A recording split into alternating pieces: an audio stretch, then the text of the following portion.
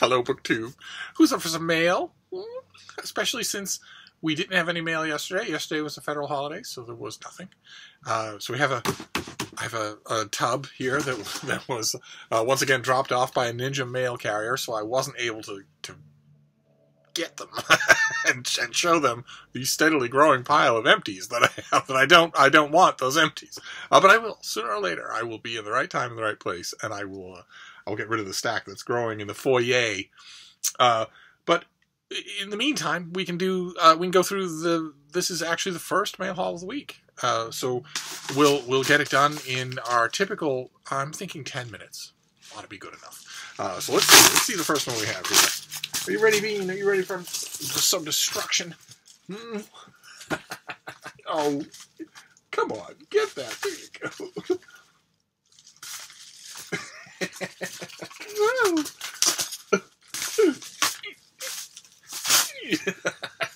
As you can tell, I'm not the only one who misses the mail when we don't do it.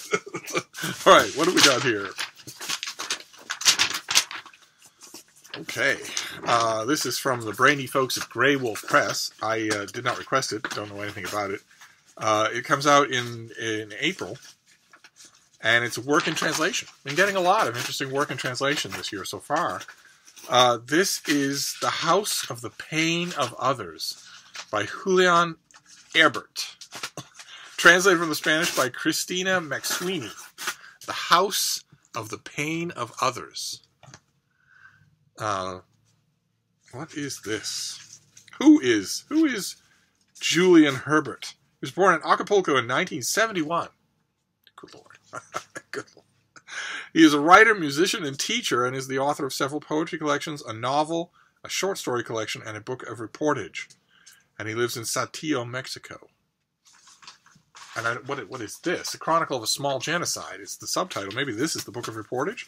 Early in the 20th century, amid the myth of progress and modernity that underpinned Mexico's ruling party, some 300 Chinese immigrants, close to half of the Cantonese residents of the newly founded city of Torreon, were massacred over the course of 3 days. It is considered the largest slaughter of Chinese people in the history of the Americas, an attempted extermination that was followed by denial and empty statements of regret. The massacre reverberated briefly before fading from collective memory.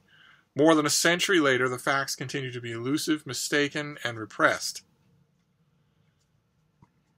Blending reportage, personal reflection, essay, and academic treatise, Herbert talks to taxi drivers and historians, travels to the scene of the crime, and digs deep into the archives that contain conflicting testimony.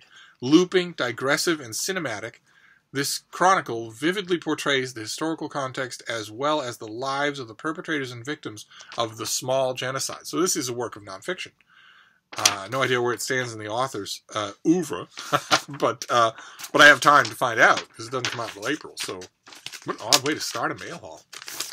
Okay, so a translation from the Spanish of a work of reportage. All right, let's move on here.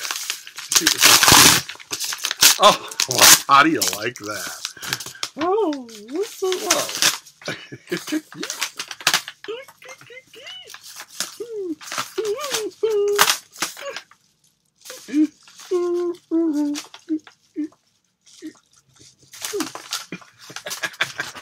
Well, okay.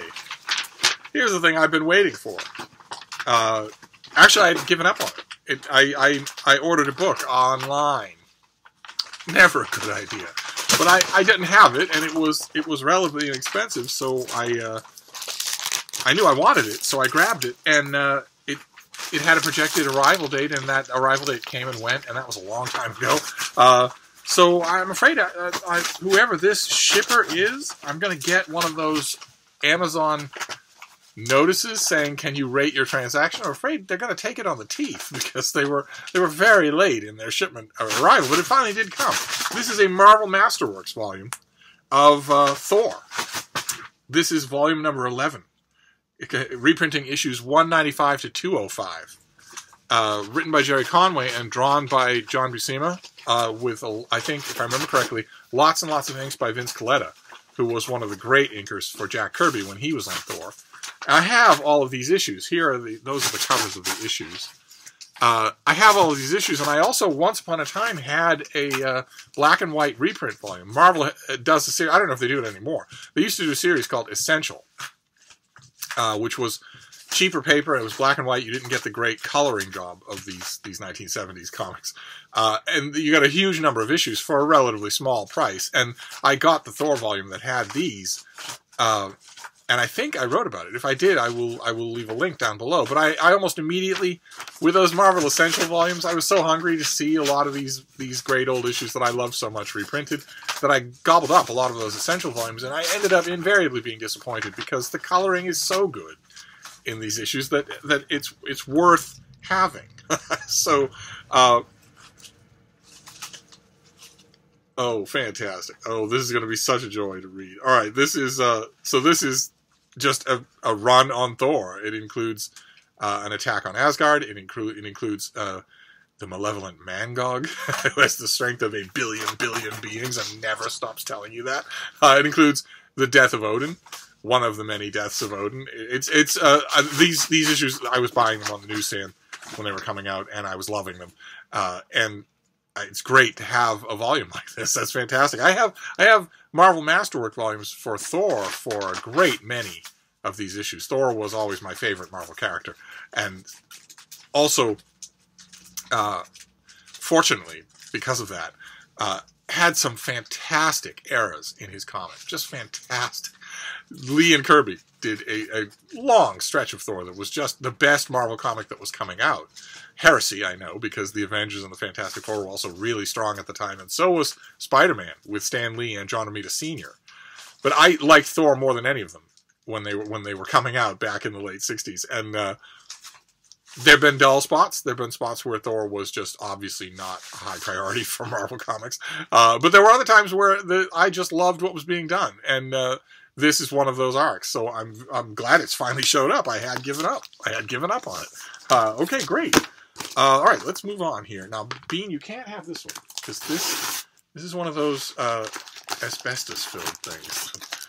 It's not going to do anybody any good to chew. No, you can't have that. No, you can't have that one. You're going to have to make do with these until we go to the next one, because I don't want you chewing on this one. There you go.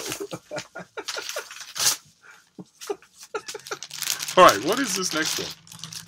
It's in a weird plastic... the vibe on this mail haul is very strange. It's very strange. What have we got here? This is... okay, it looks fairly small press. Pace press. Yeah, it's called Whispers in the Wind, a Sonny Davis mystery by Veronica Gioli. It's a mystery novel that incorporates rational investigation, psychic intuition, Native American spirituality, and a realistic depiction of contemporary Native American characters, as well as a smart, tough, and spiritually powerful female protagonist. Fraud investigator Sonny Davis returns to her childhood home, an Indian reservation in Nevada, for her best friend Gina's funeral, and finds that no one can explain Gina's so-called suicide.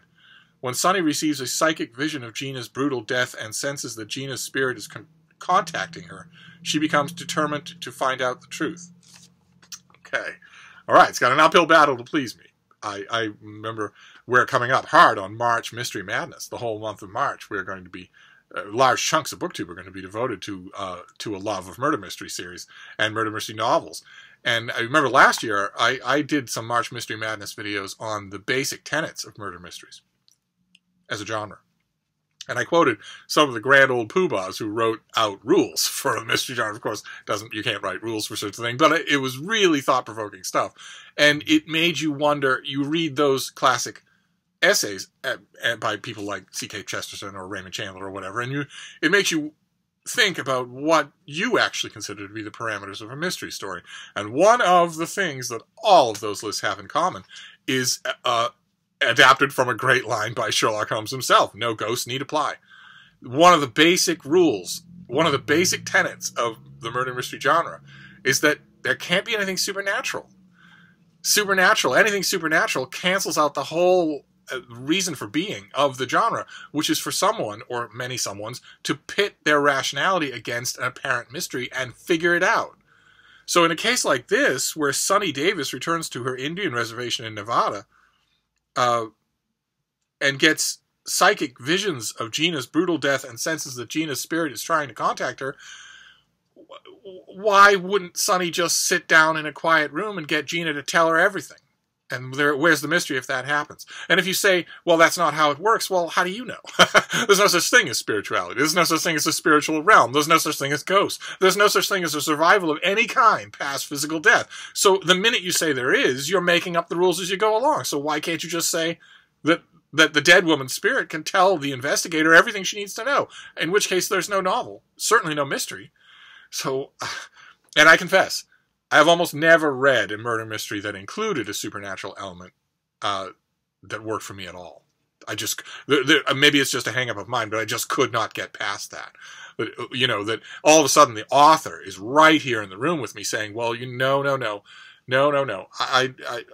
I'm saying that this person can only learn so much from the dead person's spirit, but not any more than that. And I just am. I'm just saying that, and that's the way it is.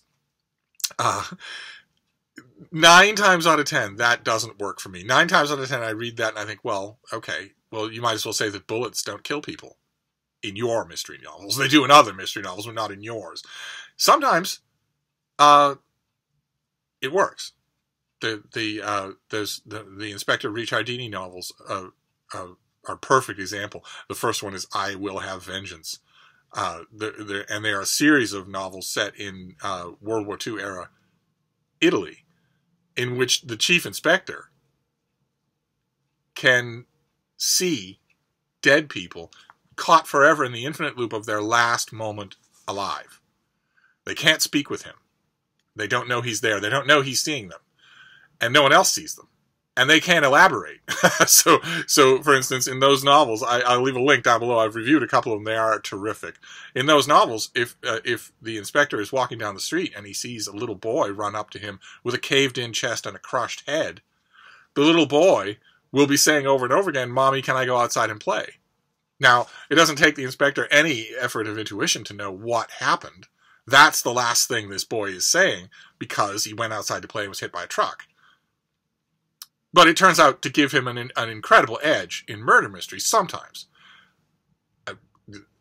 He'll go to an apartment where a person has been murdered, and the person is standing there. The spirit of the person is standing there saying, well, you're about the last person I expected to see, just over and over again. They're not talking to the inspector. They're talking to the person who killed them. And that can sometimes give him an edge, and in those novels, I guess because the supernatural element was so constricted, that our inspector never hears anything else, and no one else sees it, and that's all that there is. There's never an ability to expand or vary on that at all. I guess maybe that made it palatable to me, but there are others. There's a very popular series in which the sleuth is talking to the afterworld and the spirit world all the time, and it doesn't work at all for me. Not at all. It seems so whimsical. It seems like you are suddenly, the author is suddenly showing you where they intend to cut corners, where they simply don't want to plot. So I will instead pull out this thing that I'm making the rules up as I go along. I might as well say that. So Veronica Gioli has an uphill battle to fight with me, but it has happened. So when does this comes out in March? Oh, perfect, for March Mystery Madness. All right, well, I am taking all comers for March Mystery Madness. So this will be one of the 30 books that I talked to you about that month. We'll see how it goes. If everybody else can take their munches, then so can she. So let's see what's next here. You ready for more, Bean? Yes. Oh.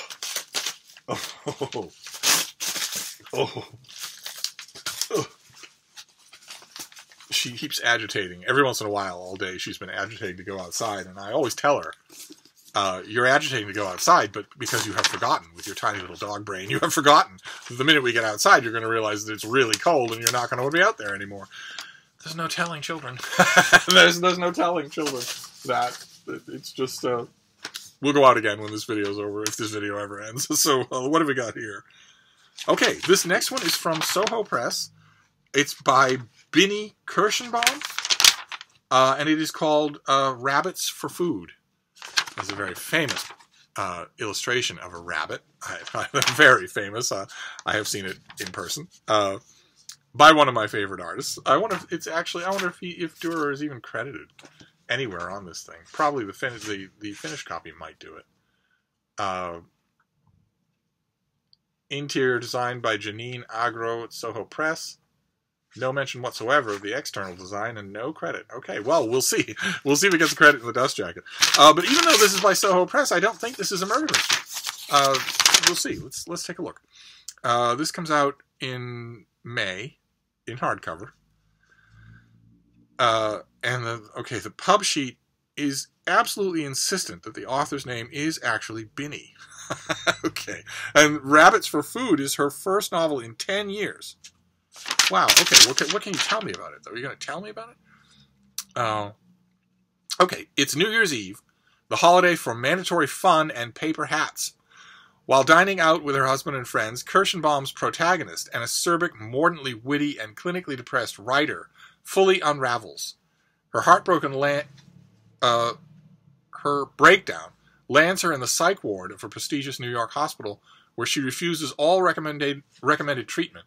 Instead, she passes the time chronicling the lives of her fellow ward mates and writing a novel about how she got to this place. Rabbits for Food is a comical, harrowing, and destigmatizing deep dive into the everyday realities of depression, in which Kirschenbaum examines what it means to be unloved and loved, to succeed and fail, and to be at once impervious and raw. Okay, so that's not a whodunit. that's a deep dive into the mechanics of depression. Is not a murder mystery. But Soho Crime, you get so many Soho Crime books that I forget they do other stuff too. All right, so that sounds intriguing. And the fact that this is the author's first novel in such a long time is also intriguing. All right, let's move on to the next one. It's fairly thin. Tweet. Oh, somebody's getting a little tired. So what have we got here? This is by Autumn House Press. I don't know them at all. It's by Beth Alvarado, and it's called Anxious Attachments. Kind of like that cover design. What have we got here? It's a collection of essays. In the title essay, Alvarado writes of the early years of her marriage. She and her husband Fernando were new parents and recovering heroin addicts. They were college students barely surviving on welfare. How improbable it seems, given their beginnings, that their relationship would last 40 years until his death from cancer. These 14 essays vividly recreate moments from those years. With a novelist sensibility, Alvarado tells a story of love and loss, family and grief. She tears down walls of silence by bringing addiction, wildfires, and gun violence into the domestic spaces occupied by children and grandchildren.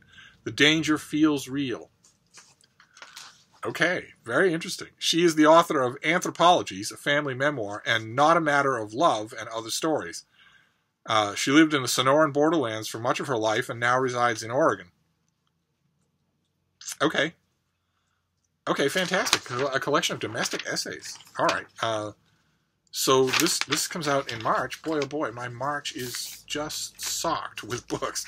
But it won't take long to read. It's a thin little thing. What an off-kilter mail haul this is. That's strange.